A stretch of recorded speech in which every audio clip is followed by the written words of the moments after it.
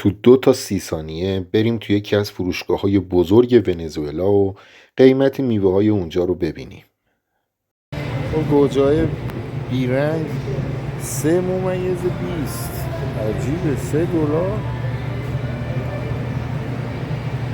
اینجا پیاز 4.13. اشتباه نزده؟ پیاز آها آره دیگه. گرون چی گرون؟ پیاز که $2.45. اینو دیگه دلار دلار زده $2.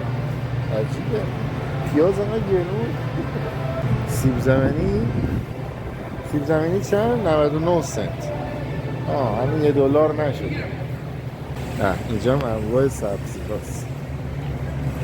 انواع سبزی ها تره و اسفناج و سبزی های مختلف.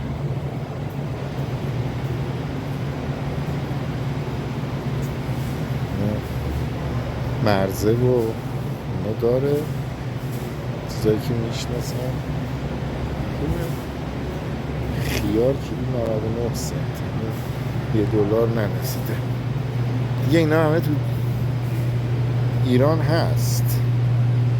آره دیگه. ذرت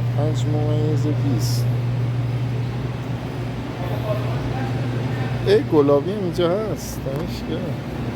سیب و گلابی و انواع سیبا.